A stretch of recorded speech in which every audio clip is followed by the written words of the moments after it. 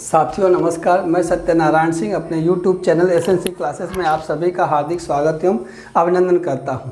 साथियों, एनसीईआरटी कक्षा 12 हिंदी के अंतर्गत आज हम देखेंगे भक्तिन पाठ का प्रश्नोत्तर जिसे महादेवी वर्मा जी ने लिखा है।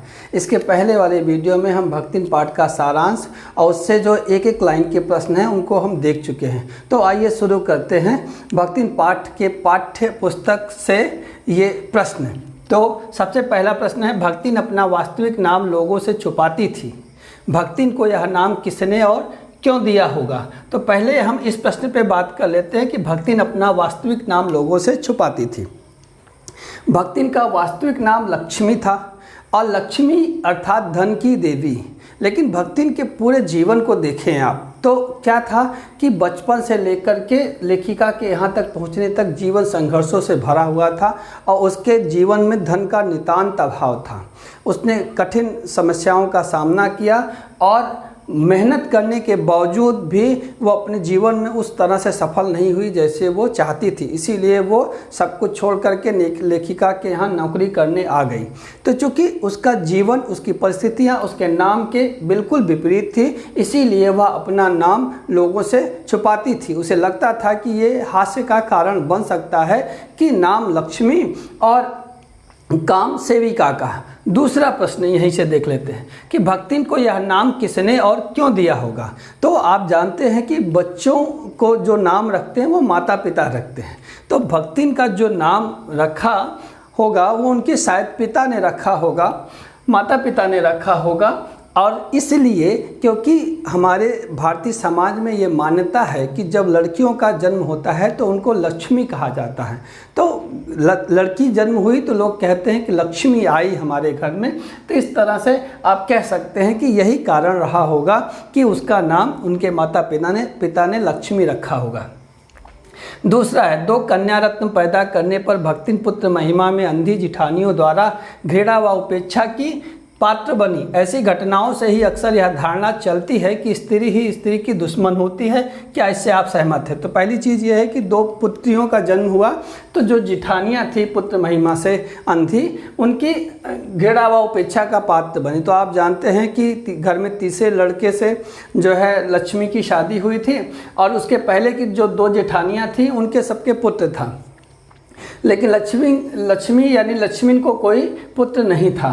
तो आप जानते हैं कि भारतीय समाज में पुत्र एक कैसा भी हो, काला हो, कलूटा हो, किसी भी तरह से हो, लेकिन आप मानते हैं कि जो पुत्र है वो हमारे मोक्ष का कारक बनेगा, वो हमें पिंडदान देगा, या जो बुढ़ापे की लाठी बनेगा वो हमारा पुत्र ही बनेगा। ऐसी भारतीय समाज में मान्यता है। इसीलिए पुत्र कैसा भी पैदा कर ले, लेकिन पुत्र है तो महिला का गर्भ सर से ऊपर जो है सर गर्भ से ऊपर उठ जाता है। तो शायद इसी कारण से जो जिठानियाँ जो है लक्ष्मी को इस नज़र से देखती थी कि उनके पुत्र नहीं था, इस वजह से उसको घृणा और उपेक्षा का पात्र समझती थी। बात करते हैं कि ऐसी घटनाओं से ही अक्सर यह धारणा चलती है कि स्त्री ही स्त्री की दुश्मन होती। क्या इससे आप सहमत हैं? बिल्कुल सहमत हैं, क्योंकि समाज में पुरुष किसके साथ किस तरह का व्यवहार करेगा, ये भले ही पुरुषवादी समाज हो या पुरुष की जो है वर्चस्व वाला समाज हो, लेकिन महिला की कहीं ना कहीं बहुत भूमिका होती है। अगर घर की स्त्रियाँ सबको समान ढंग से देखें, स्त्रियों का सम्मान करें, तो पुरुष अपवाद हो सकते हैं, उससे मैं इनकार नहीं कर सकता, लेकिन अधिकांशतः स्त्रियों के साथ अच्छा व्यवहार होगा।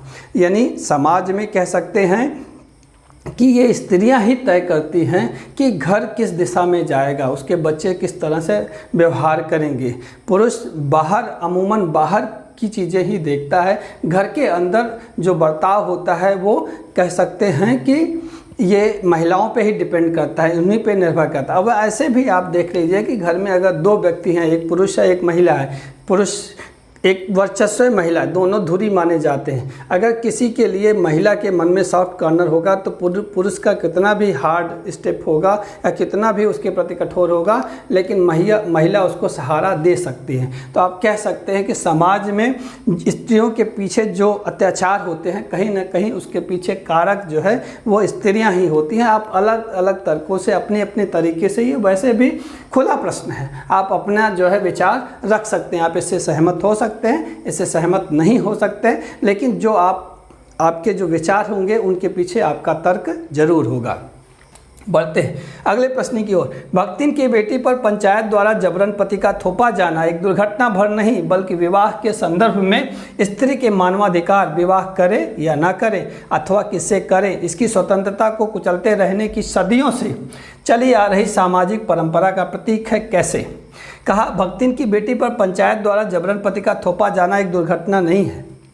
आप जानते हैं कि जो उनके जेठौत थे, उनके साले जो है आकर के ज़बरदस्ती वो भक्तिन की बेटी के कमरे में घुस गए जब भक्तिन नहीं थी। इसके पहले उसकी बेटी ने उनको अस्वीकार कर दिया था। उन्हीं दोनों में लड़ाई हुई, लेकिन निकले वो बाहर एक कमरे से जब हल्ला मचाया, शोर मचा, तो ऐसी स्थिति में पंचायत ने यह निर्णय लिया कि चूंकि एक कमरे से बाहर दोनों आ रहे हैं, इसीलिए जो है इन्हें शादी करनी पड़ेगी। और उसकी बेटी और भक्तिन को जो है पंचायत का यह निर्णय ना अच्छा ना लगते हुए भी, उसे सही ना लगते हुए भी, उसे गलत लगते हुए भी उसे स्वीकार करना पड़ा। ये केवल भक्तिन के संदर्भ की बात नहीं है। आप प्राचीन काल से ही देखें, अभी महाभारत चल रहा था तो उसी काल में देखिए कि विचित्रवीर्य के लिए जो है भीष्म पितामह ने कन्याओं का अपहरण किया था, यानी वहाँ अम्बा और भीष्म का प्रकरण वहीं से शुरू हुआ।